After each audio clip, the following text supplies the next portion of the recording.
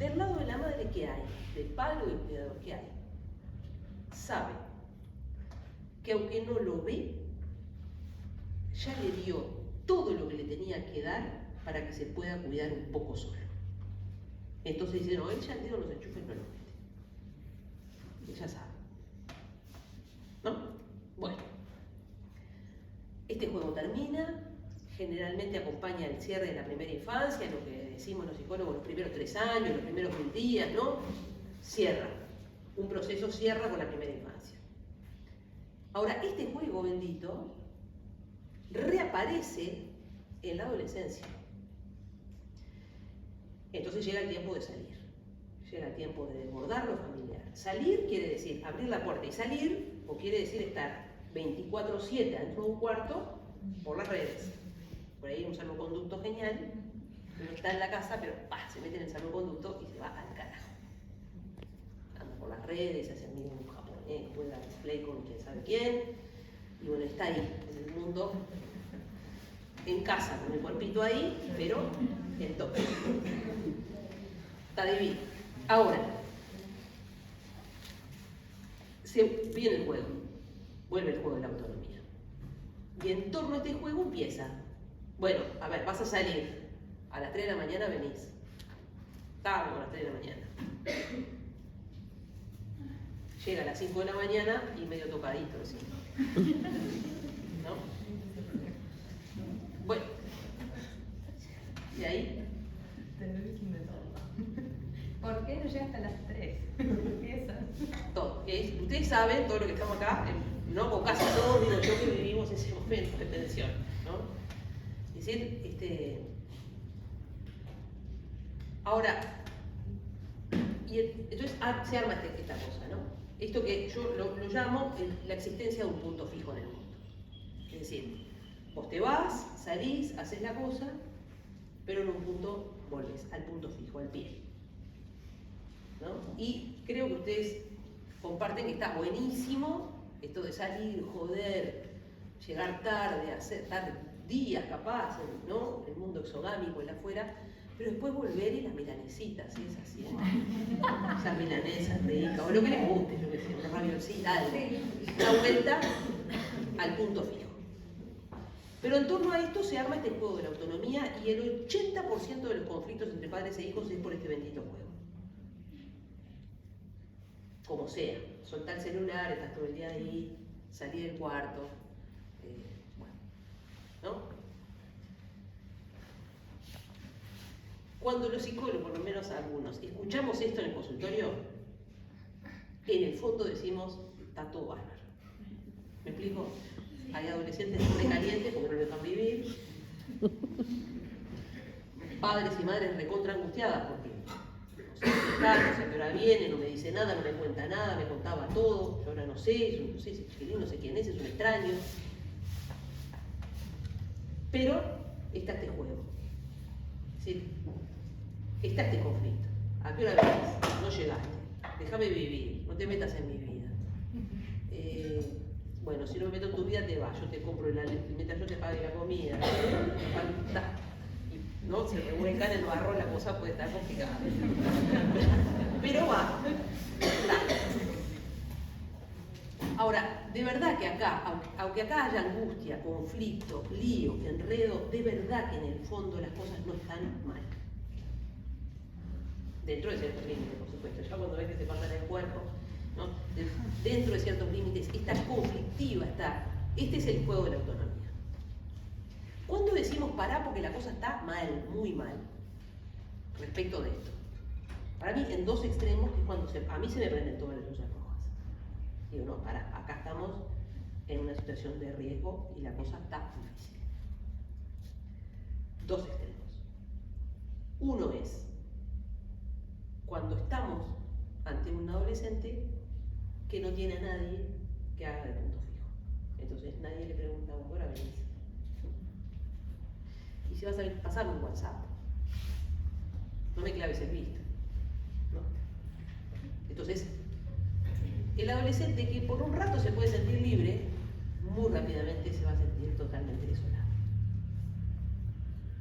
Entonces, acá empiezan las conductas de riesgo y empieza esta cosa de ser un misil. Entonces yo no paro con nada. Entonces, ¿qué me limita a mí? ¿Qué me limita? Entonces empiezan las conductas de riesgo y las cosas muy complicadas. Un adolescente, por más que nos diga, me siento podrido, te metas en mi vida, bueno, tiene alguien a quien decírselo. ¿No? Entonces el punto es cuando no hay nadie jugando el juego de la autonomía. ¿Quién juega el juego de la autonomía con este nene? Con esta nena. Nadie. Absolutamente nadie. Bueno, la cosa está difícil. Y como es una situación de riesgo, hay que ver cómo instalamos, antes de medicar, antes de antidepresivos, antes de antipsicóticos, antes de toda esa cosa, lo primero que tenemos que hacer, las pitinetas, es ver si logramos instalar a alguien que juegue el juego de la autonomía. Y en la intervención psicológica ahí se juega mucho esto. ¿Me explico? Bueno, ¿quién va a jugar? La abuela, el padre, la madre, el tío, todos juntos. Bueno, no hay nadie en lo familiar, una institución, una familia acogida. Yo trabajo en ese mundo. ¿Cómo hacemos con esto? Porque en la soledad no se puede. Entonces, acá hay una adolescencia en riesgo. Yo dirigí durante 10 años una casa joven en la zona de Paso Carrasco, allá. Y era muy triste y muy lindo, como todo. Como nosotros teníamos identificados claramente los gurises que usaban a esa casa joven para jugar el juego de la autonomía. Y nosotros entendimos rápidamente que era un juego que teníamos que jugar. ¿Me explico? Entonces, yo acompañé a adolescentes que la vida cotidiana se estructuraba respecto de la hora que abría y cerraba esa casa joven. Y por supuesto que como jugaban el juego de la autonomía con nosotros, nos hacían la vida a cuadritos. Pero no faltaban nunca, ¿eh? ¿Qué viene? Porque viene a joder. Pero antes de que abra la casa está sentadito ahí, a joderme a mí. Sí, viene a joderme a mí. Y yo vine a trabajar. Y trabajar es eso. Trabajar es eso. Entonces, acá se prenden todas las luces rojas. Y en el otro extremo, que se prenden todas las luces rojas, es cuando quienes juegan el juego de la autonomía están tan ansiosos y tienen tanto miedo que no juegan el juego de la autonomía. O sea, ¿a dónde vas? A ningún lado. A nada. Simplemente te vas a quedar acá, en casa, con nosotros. Ustedes pueden pensar en una familia, una madre un poco intensa, pero yo, por ejemplo, trabajo con los sistemas de protección a la infancia, ese bendito libro que firmé ahora, ¿no? Trabajo con hogares del INAU, o de convenio con el INAU. Y instalar ahí el juego de la autonomía es la cosa más difícil, porque hay algo a desarmar en el imaginario social, y estas instituciones lo encarnan mucho, y algunas familias también, una ecuación que es la cosa más falsa del mundo, que es cuidar es igual a encierro. Que esté encerrado no es igual a cuidar. Es más, los encierros endogámicos son la fuente del descuido. ¿Me explico? Entonces, las prácticas de encierro del sistema de protección, dicen que tienen que estar adentro porque si salen lo va a agarrar la trata y las fugas, entonces el sistema se pone encerrón. Aunque los chilenos no estén privados de su libertad, pero es encerrador. Entonces yo tengo que llegar a las 8, porque si no llego a las 8, entonces se ponen en práctica prácticas de encierro en las familias y en las instituciones. Y acá, cuando un gurí, una gurisa está acorralado y encerrado, miren, algunas de las historias que conocemos de intentos de autoeliminación tienen que ver con esto. No tienen que ver con un encierro del que no se puede salir. Entonces, estos son los riesgos de que precisamos adultos que juguemos el juego de la autonomía. Mira, yo no sé dónde estás entre la 1 y las 4 de la mañana, no sé dónde estás, no te voy a revisar las redes, no te voy a poner una aplicación, y si la pongo, lo haremos en común acuerdo, porque yo lo digo directamente, ¿no? Poner una aplicación de estas de seguimiento a los adolescentes sin avisarle, más vale que no se entere, porque el día que se entere, hay una traición y una pérdida de la confianza. Hay cosas de las que no se vuelve. Entonces, un adolescente necesita que confiemos, que respetemos su intimidad y que sobre todo estemos ahí para cuando vuelve. Con eso se navega la adolescencia. ¿Me explico? Y puede ser que haya momentos que no sabemos, cosas que están pasando en la institución que no sabemos, que lo vemos, que nos dejan afuera. Por supuesto que hay una novela que les recomiendo a los adultos, a los adolescentes más grandes, se los recomiendo, pero yo, por ejemplo, a mis hijos los invité a leerlo más tarde, pero es una novela fuerte, se llama Nada, está en PDF, Nada se llama. Una novela que la prohibieron, la sacaron en Dinamarca y la prohibieron, es fuerte. Que cuenta las aventuras, digamos, de una pandilla adolescente, de todo lo que los adultos no sabían que los adolescentes hacían. Yo en el fondo, ¿saben qué? Creo que hay cosas que hacen los adolescentes en la escena más grupal y colectiva, de que es mejor que no nos enteremos. Porque cuando nos enteramos hacemos unas cagadas con eso. ¿Me explico? Entonces, hay ahí una regulación que es cuidar. Para mí, cuidar a la adolescencia es jugar el juego de la autonomía. Ser postaparental y jugar el juego de la autonomía. Y sobre todo entender que el cuidado en la adolescencia es totalmente distinto al cuidado en la infancia. Yo lo voy a volver sobre esto, pero si el cuidado, la metáfora del cuidado a la infancia puede ser, miren, una metáfora así, decir, yo le digo al niño el camino a seguir, agarrá por acá, ponete la campera, mirá, andá por ahí, ¿no? Y es una metáfora que le indica al niño cuál camino tiene que seguir. La metáfora del cuidado de la adolescencia ya no es esa. Ya no es decir por dónde hay que caminar. Es más fuerte y es más difícil, que es acompañar la angustiante búsqueda de por dónde se quiere caminar. ¿Cómo, perdón, acompañar? La angustiante búsqueda de por dónde se quiere caminar. Es una posición del adulto totalmente distinta. Si al niño lo guías, al adulto lo acompañás, y al adolescente lo acompañás y lo acompañás todavía un pasito atrás. No adelante, diciendo, vení por acá, sé como yo. No. Es un pasito adelante, tanteando, buscando. Eso sí, lo suficientemente cerca para que cuando se caiga lo pueda barajar. Porque esa es la sensación, es decir, el límite que contiene un adolescente no es el límite que prohíbe como una valla, sino es el límite que contiene al cuerpo que cae en los momentos difíciles.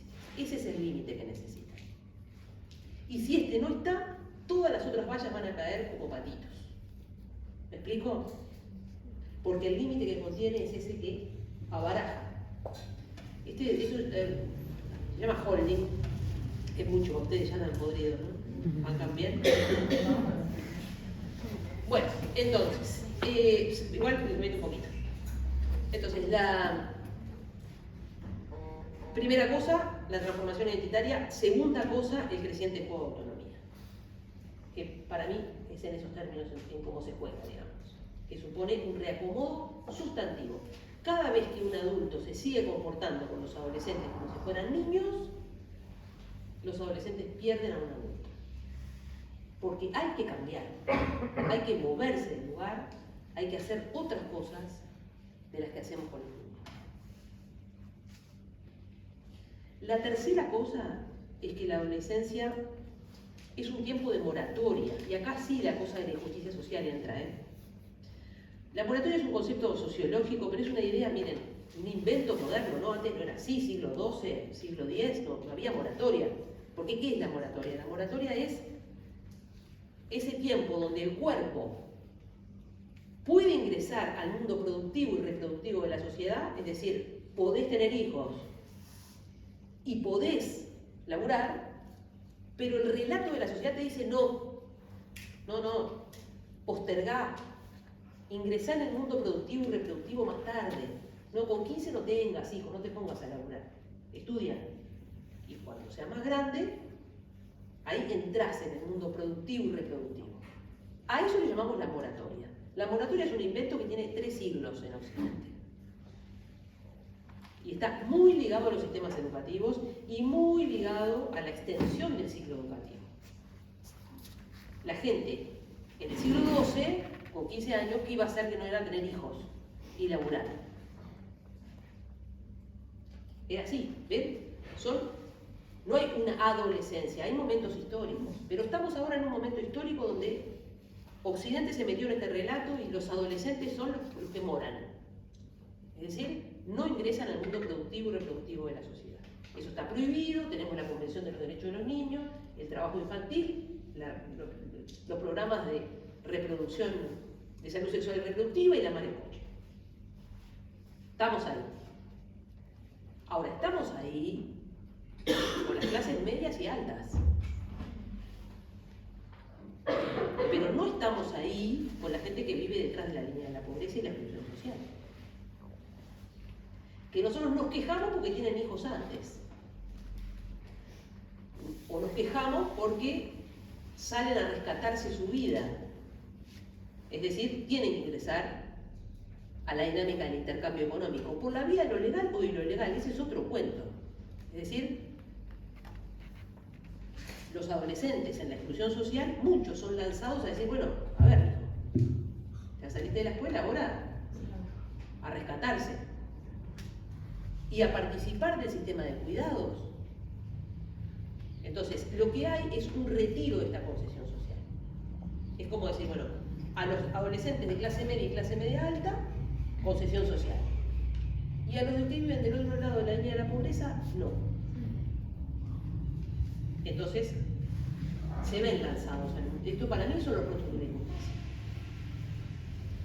Y la pregunta política para mí es, en sociedades como las nuestras, que tienen asumido un cinturón de gente pobre, extremadamente pobre, de la que creo que en esta sala no debe haber nadie que pueda levantar la mano y diga, no te preocupes que estamos trabajando y dentro de 5 años se acaban los pobres en este país. Es decir, imposible, ¿no? No están las cosas dadas para que erradicar. Entonces, uno se pregunta, si esto no vendrá del lado de las familias durante cierto tiempo, yo sostengo, pero es muy discutible, que las políticas de adolescencia son políticas que instituyen moratoria. Entonces, uno puede estar en una casa donde no hay para comer, pero tiene que participar de un sistema educativo y social que le permite tener años de moratoria. Mientras no hagamos eso, las generaciones seguirán reproduciendo la misma cosa. Pero esa es mi perspectiva.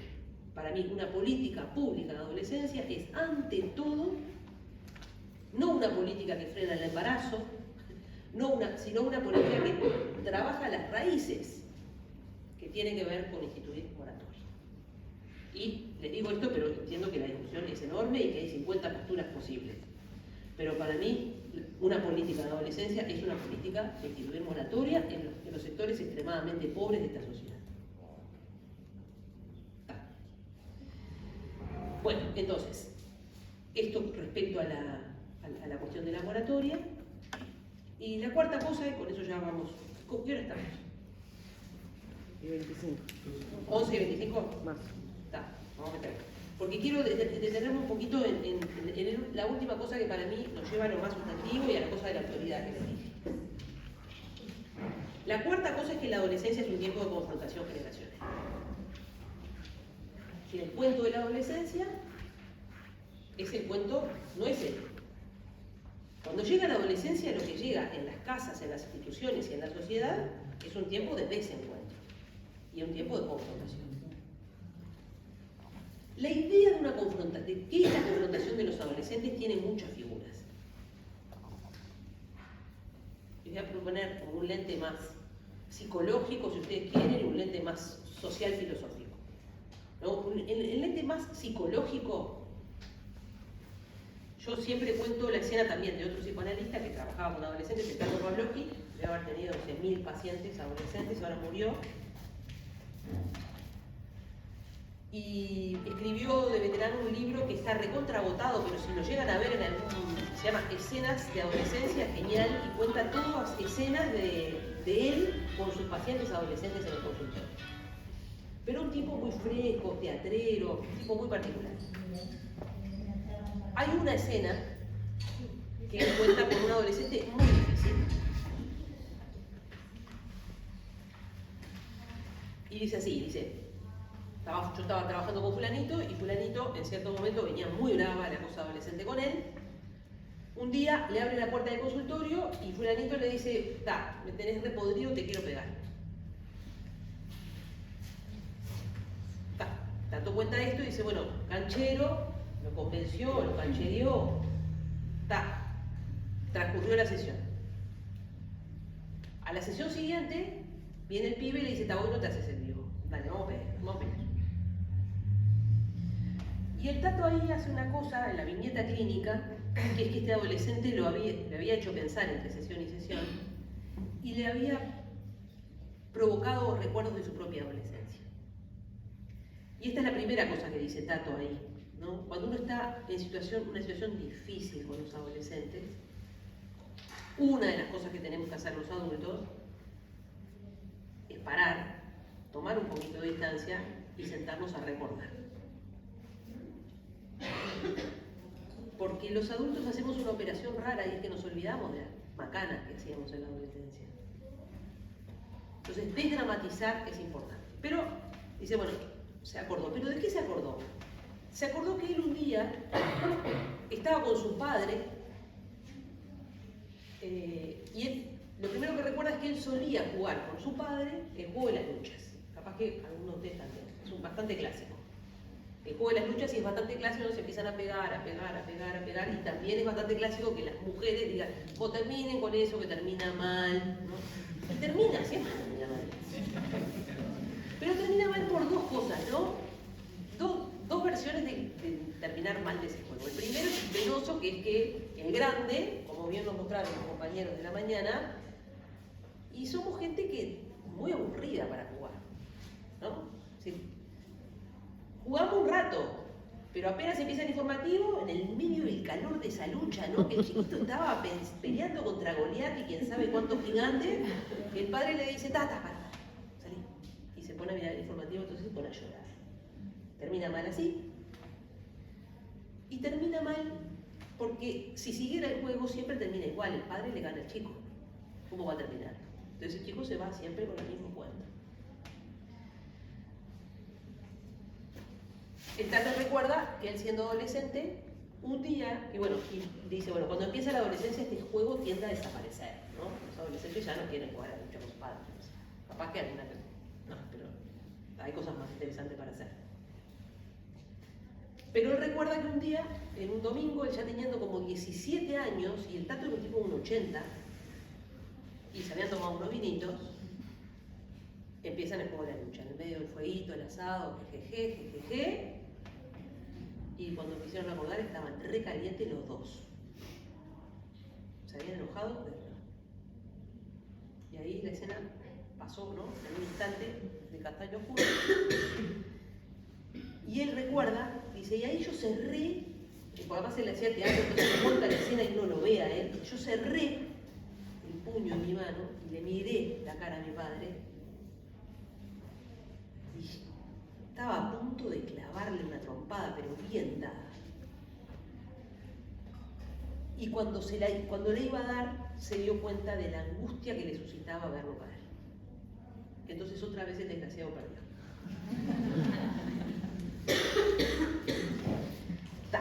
La cosa de la confrontación, muy psicológicamente, miren, es ese instante entre que los adolescentes confrontan al adulto, confronta, me tenés podrido, salí de acá, sos un tarado, la cabeza que tenés sos un viejo, no entendés nada, no sabés nada, estás horrible, sos fea, sos espantosa.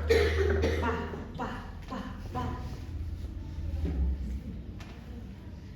Pero en el fondo, la escena que necesitan es que uno, esto lo decía Donald Winnicott, otro pediatra y psicoanalista inglés, es que el adulto sobreviva. Entonces Winnicott, cuando le preguntaba, ¿y qué tengo que hacer con estos ataques? Entonces, usted tiene que sobrevivir. Y tiene que sobrevivir. ¿Qué quiere decir sobrevivir? Quiere decir que vos me decís un montón de cosas, pero yo sigo acá. Y Winnicott lo dice lindo, dice, yo sigo parada en mis pies dando la lucha que supone la vida. Y con los ojos llenos de lágrimas, caliente como chivo salvaje, me iré a laburar, pagaré las cuentas, te compraré la ropa y te daré la comida. ¿Me explico? Eso es sobrevivir.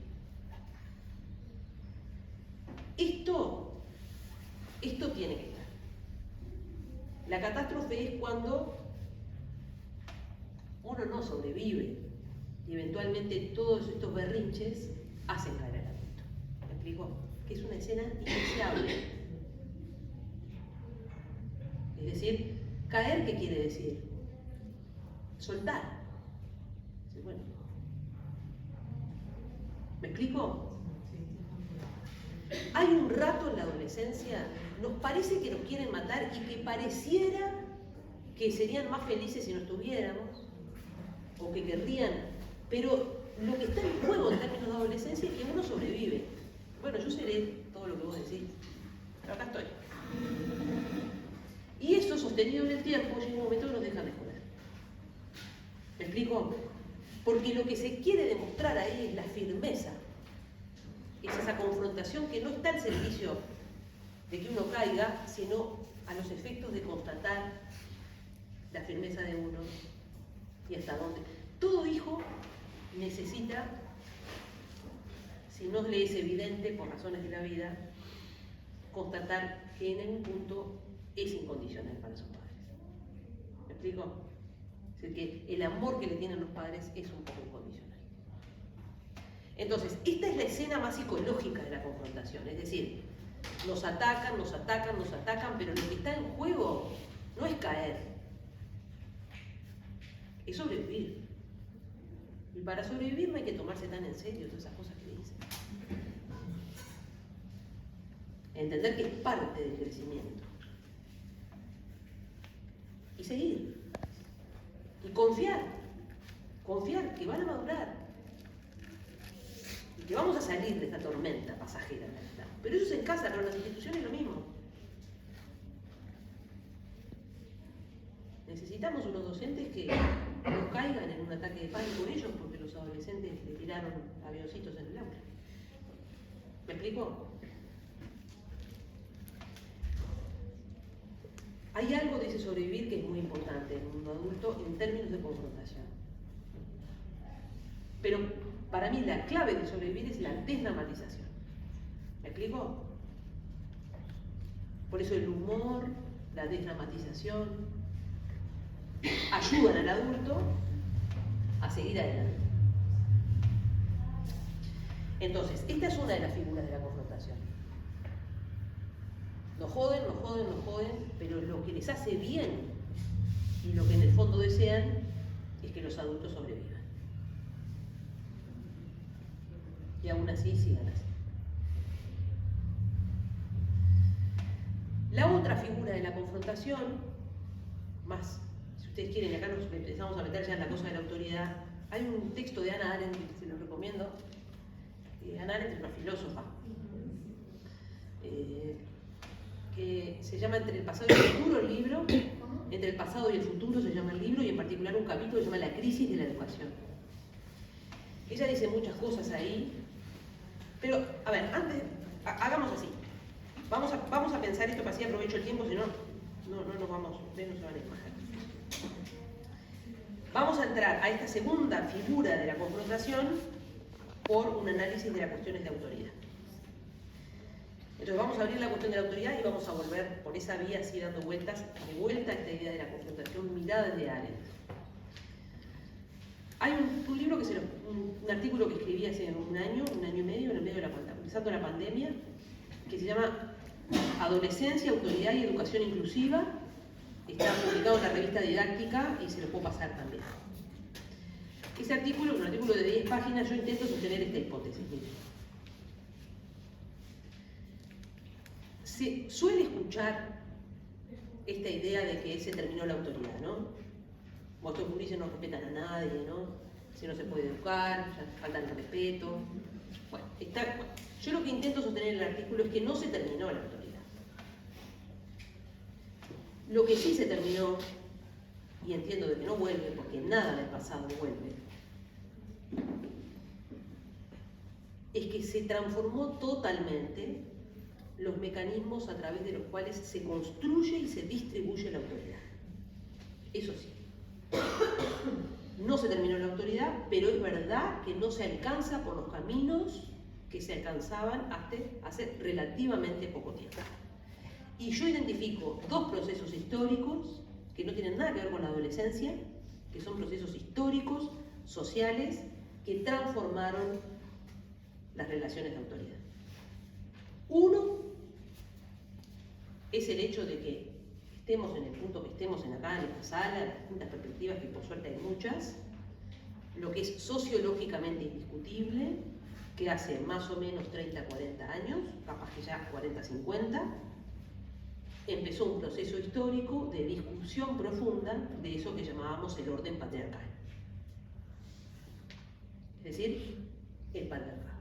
Y acá, en esta sala, estaremos en función. Estarán los que entienden de que no estaba tan mal el patriarcado, estarán los que están podridos, están los jóvenes que sencillamente tienen harto con el patriarcado, ¿no? Es decir, hay de todo. Pero es indiscutible como proceso histórico. Es decir, hay un sociólogo que se llama Christian Baudelot, que el tipo dice, el último cambio más importante que vivió Occidente fue el cambio del lugar de la mujer en la sociedad. Las mujeres, miren lo que es esta sala. Es decir, el lugar de la mujer en la sociedad cambió radicalmente. Está divino. Ese es un proceso histórico que ahora volvemos a abrirlo, a ver a cuenta de qué viene la adolescencia. Y el segundo proceso histórico, que lleva 30 años, es que prácticamente un gran número de Occidente, de los países de Occidente, asumimos la Convención de los Derechos de los Niños. Hace 30 años. Entonces, uno dice, bueno, la zaranda profunda, para no decir el fin del patriarcado, porque entiendo de que no terminó, pero el reacomodo sustantivo del orden patriarcal y el hecho de que haya Convención de los Derechos del Niño son dos fenómenos históricos que alteran las relaciones de autoridad. ¿Por qué? El patriarcado tiene lo que tiene, pero tiene algo que es que tenía resuelta la figura de la autoridad. ¿Quién manda en el patriarcado? El pater. ¿Quién está en la cúspide del mando? La figura del pater. Por eso es patriarcado. Es decir, que quien está en el lugar del padre ocupa, es el jefe de todos los demás. Allá arriba es el patriarca, el que manda. Y de ahí para abajo todas las representaciones de autoridad.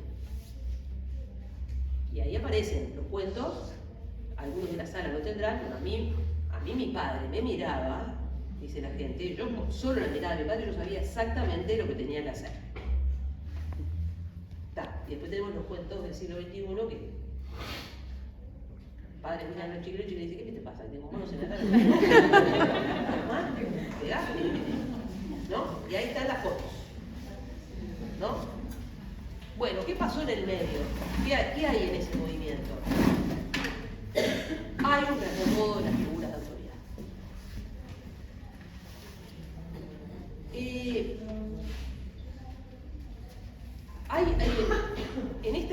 En este movimiento de la figura del pater, digamos, hay un autor que se llama David de Breton, que les recomiendo un pequeño libro, se llama Una breve historia de la adolescencia. Cuando él dice en el capítulo final, dice, hoy la autoridad es menos patriarcal y más convivial, inventa una palabra. convivial, para decir que las figuras de autoridad del siglo XXI no son esa figura del pater distante, liberado de todas las querellas cotidianas. Vieron que la figura del pater es, claro, el tipo se salvaba de todas esas discusiones, bañate, comé, cambiarte de ropa, ¿no? Me bajaba como quien sabe, yo le voy a decir a tu padre, decía la madre. Yo cuando tu padre venga, vas a ver. Entonces aquel hombre era una especie de, iba construyendo, ¿no? Gradando en aquel caldo, patriarcal, entonces el tipo te miraba y decía así. Todo eso se lo llevó el viento. Como todo, se lo llevó el viento en parte, todavía sobrevive algo de esto, ¿no? Los órdenes simbólicos de un tiempo no se van de un día para otro. Hay. Pero es verdad que hoy lo que dice Le Breton es que, ¿y eso qué quiere decir? ¿Que entonces los padres no mandan? ¿Quiere decir que los padres no son figuras de autoridad? Bueno, lo que sostiene Le Breton y una carpeta muy grande del mundo del psicoanálisis, porque el psicoanálisis estaba muy apoyado en la figura del padre, es la idea de que las figuras de autoridad hoy se construyen de manera convivial, es decir, conviviente, y el padre del patriarcado pasa a ser un padre relato, es decir, un padre, una figura de padre que está inmiscuido con las cuestiones cotidianas. Entonces el tipo que está haciendo las milanesas y que a las 4 de la mañana se sube al auto para ir a buscar a la nena y a los nenes y los trae, ahí hay un padre. ¿Me explico? Ahí hay un padre. Convivial. Y un padre relato, un padre que se deja contar la historia, que cuenta la vida. Es decir, ese que está ahí. No se terminó la figura de autoridad. Está ubicada de otra manera en el tejido social y subjetivo. Entonces un viejo, al que se lo quiere, al que se lo respeta, está ahí, entreverado. ¿Me explico? Miren, eso es en las casas, pero yo les digo la escena que yo puse institucional en el artículo para demostrar cómo esto se juega en la escena educativa. Yo cuando andaba escribiendo este libro estaba trabajando en un liceo como estoy ahora, pero ese día había ido a trabajar con un conjunto de profesores en una sala y el liceo estaba funcionando. Trabajamos horas, estuvo buenísimo. Cuando yo me voy, y yo andaba con este artículo en la cabeza, paso así, por este un pasillo como este, y de repente voy llegando a ese salón, póngale, ¡guau! ¿No? Y se llegó a escuchar, se hace un silencio y entra una profesora, una mujer, evidentemente profesora, gartar, ¿no? Se le caía la carpeta en la vida, ¿no? Que el abrigo, que la carpeta, que la cosa, corre, entra, 20 minutos después de haber tocado el timbre, y los gurises del fondo le dicen, venga cuando quiera, profe.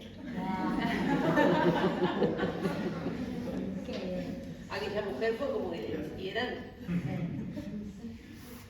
¿Qué se creen ustedes? ¿Qué me vienen a decir? Y los otros, que no se callaron. Entonces aquello terminó muy mal de verdad.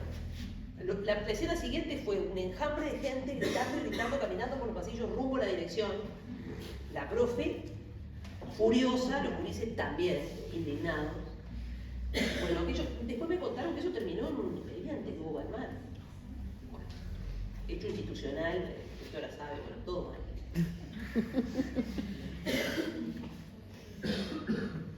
Yo me quedé pensando esto, miren. Lo que escribo en el artículo es la hipótesis de que lo que vimos es precisamente una escena de crisis y de desencuentro de las visiones de autoridad. Yo escribo en el artículo que para mí la hipótesis es que si esa misma profesora en ese mismo desborde, agotada como estaba, corriendo como iba y llegando 20 minutos tarde, les hubiera dicho a los gurises, disculpen, se me hizo tarde, se instituía como figura de autoridad. Entonces creo que este rollo de estas figuras de autoridad, como tenemos todavía representaciones viejas de la autoridad. ¿Por qué? Porque está la cosa del patriarcado, pero está esta otra cosa. Y y es como si algunos adultos dijeran, bueno, desde que ellos tienen derechos, nosotros ya no tenemos autoridad. Y la escena es una escena, sí, los gurises tienen derecho a que se les dé alguna explicación, porque las representaciones preconvención del respeto, por ejemplo, son interesantes. Porque el respeto preconvención de los derechos de los niños es un respeto que tiene una sola dirección. Ellos me tienen que respetar a mí. Eso es bien preconvención. Pero después de la convención de los derechos del niño, la cuestión es que el respeto va y viene. Y que yo solo seré una figura respetable si se respetara. Entonces, hay acá, en estos dos movimientos, para mí, un reacomodo sustantivo de la figura. Entonces, hay autoridad de modos más conviviales, de modos menos patriarcales, hay autoridad en unos respetos mutuos, en una cosa que va y viene. Y la escena que vimos es una escena de una crisis, de un encuentro de eso. ¿Me explico lo que les quiero decir? Yo no creo que los adultos tengamos que aferrarnos al pasado, porque, y ahora vamos ya a lo que dice Hannah Arendt, ¿no? Hannah Arendt dice, cada generación trae una novedad. Cada generación trae una novedad. Cada generación trae una novedad. La novedad de estas generaciones, bueno, ¿cuáles serán? Serán las transformaciones muy profundas en las relaciones de género, por ejemplo, en las identidades. Luego te puedes hablar con alguien que tiene 15 y 16 años, yo en mi cabecita, mira, las cosas son así, vos te gustan las mujeres, vos te gustan los varones o te gustan los hombres. Yo en ese cuadradito juego. No me sé qué bestias que son. Hay como... Y se abren otros gradientes, ¿no? Esa es una novedad. ¿Qué hace una madre con una nena que le dice a los 12 años, mamá, voy a cambiar de género?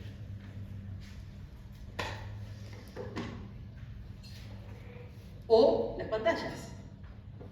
Otra novedad, ¿no? Bueno, segundo. ¿Saben qué? No son las pantallas. La novedad de este tiempo no son las pantallas, porque las pantallas ya estamos todos tomados, no es la pantalla. La novedad de este tiempo, en este punto, es sí el hecho de que nosotros, gente del siglo XX, tenemos la cabeza estructurada para una cosa que tiene que estar muy clara. Una cosa es la realidad y otra cosa es la virtualidad. Y nosotros estábamos relativamente convencidos que lo que pasaba en la virtualidad era mentira, era una vida falsa. ¿No? Estás perdiendo el tiempo, lo que te pasa es soltar, ¿no? Y ahora eso cambió radicalmente. Es decir, el mundo de la virtualidad produce realidad. La gente se enamora de la virtualidad. No me escapo de la realidad en lo virtual. No me fugo de la realidad cuando voy a lo virtual. Vivo una realidad que está en la virtualidad, pero que tiene efectos de realidad. Y eso para un sujeto del siglo XX es muy difícil de entender. Pero para la gente del siglo XXI es la cosa más simple. ¿No? ¿Cuál es el problema? Bueno, se ríen los desgraciados. Entonces, esas son las novedades. ¿Qué producen las novedades? Dice, miren qué interesante lo que dice Hannah Arendt. Dice, cada generación trae una novedad. Ahora son estas, pónganle y ustedes sumarán otras. Pero las novedades de los viejos, como gente como yo, o más vieja todavía, en la década del 60, ¿qué piensan que pasó con las familias del oeste de los Estados Unidos cuando vinieron y les dijeron, mamá, sexo, droga y rock and roll? ¿No? Me voló la cabeza. Es decir, entonces, ¿qué digo esto? Digo, Arendt dice, cada generación trae una novedad que irrumpe en el mundo viejo y se presenta como algo que desconcierta. Ahora, lo que dice Arendt es muy fuerte, porque dice, la educación, mira cómo quiere entrar, la educación ha de ser conservadora, dice Arendt. La educación ha de ser conservadora, y ahí no para. ¿Qué quiere decir? La educación debe conservar la novedad que trae cada generación. para dejarla que se inscriba en el mundo nuevo, que dice Arendt, siempre estará al borde de la ruina desde el punto de vista de la última generación. Entonces, la función de la educación no es matar la novedad, no es domesticarla, no es doblegarla, no es anularla, no es inscribirla en el código viejo, no es traducirla a la vejez. Es que la función de los viejos no es esa, educar no es eso. Educar es no matar la novedad que trae cada generación. Darle un lugar en el mundo. Porque además sabemos que en el fondo, el mundo depende de esa novedad más que de nuestro conservadurismo. Entonces, la ley de la vida es la ley de que esta novedad se instale y se instituya. Y así el mundo. Y por eso hay historia y por eso el mundo se modifica. Gracias a la novedad que trae cada generación. Ahora, cuando uno es un adolescentólogo y se dedica a esto 30 años de su vida, se tiene que preguntar cuál es la relación que yo tengo con la novedad del mundo. Porque si la novedad del mundo me aterra, me desestabiliza, es probable que yo sufra mucho en esto, porque me paso 8 horas por día, 5 horas asistiendo a la relación con lo nuevo. Entonces yo de verdad creo que los que trabajamos con la adolescencia tenemos que pensar en eso, ¿no? ¿Qué relación establecemos con la novedad? Que no es, pero que suena una mala palabra, pero para decirla bien, que no es volver un pendeviejo, ¿no? Que es la cosa más horrible.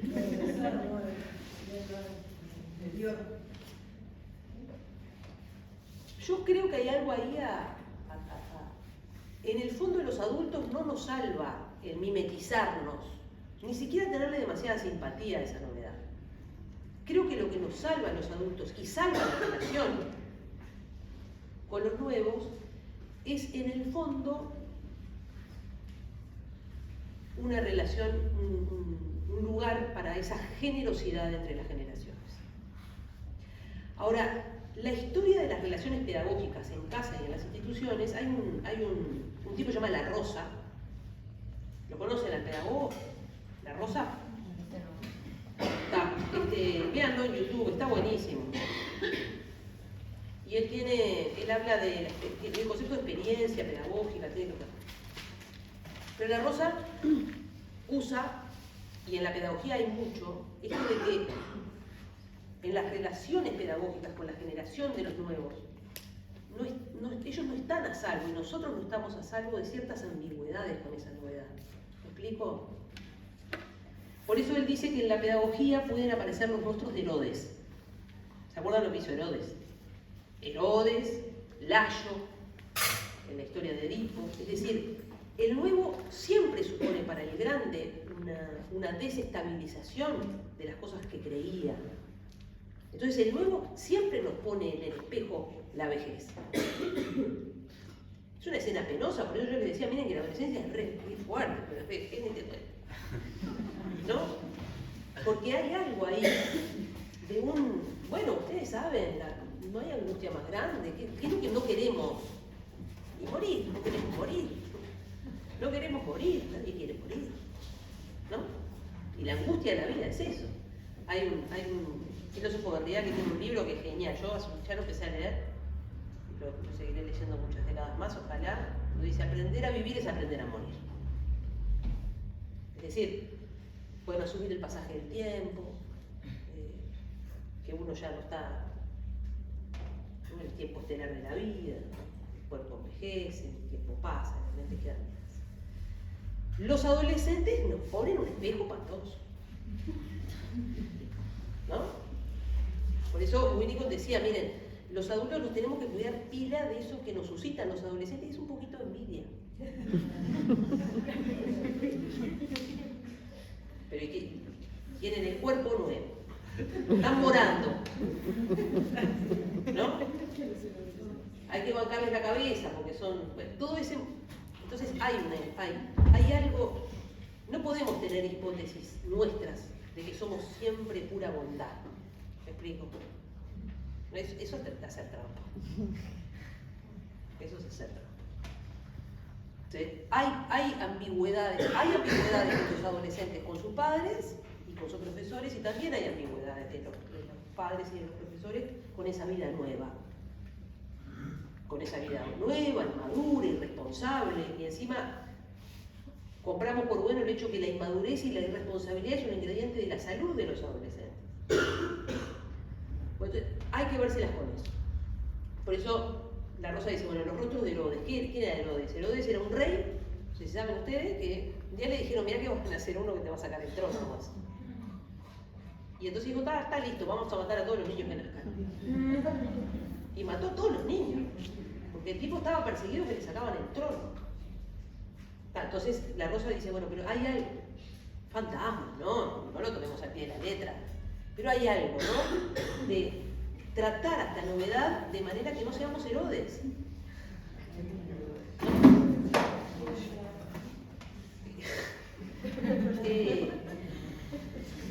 Bueno, entonces creo que la confrontación tiene estas cosas. Yo creo que cuando nosotros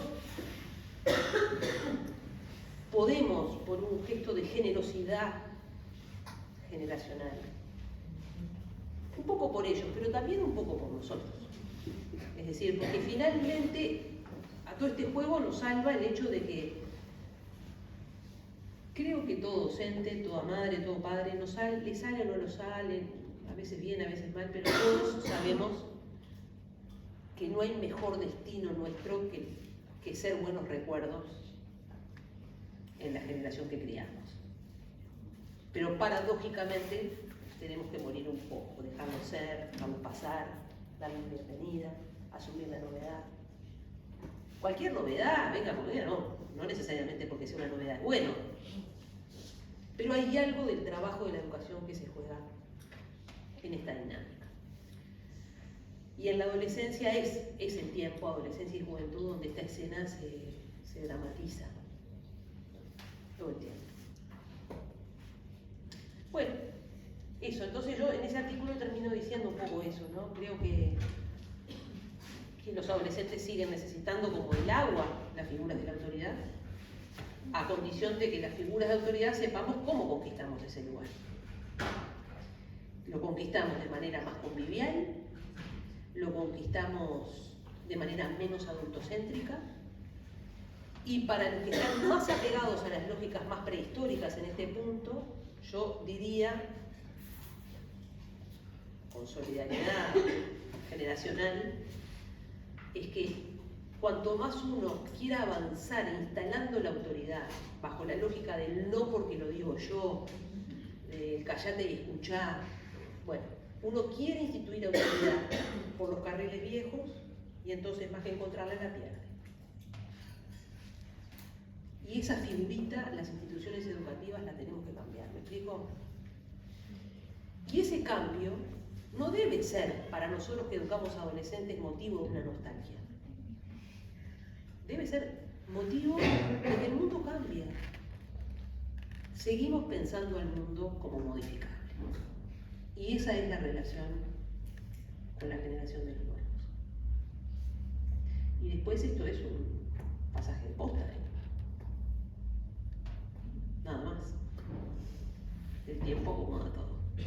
Bueno, ya estamos a la hora, ¿no?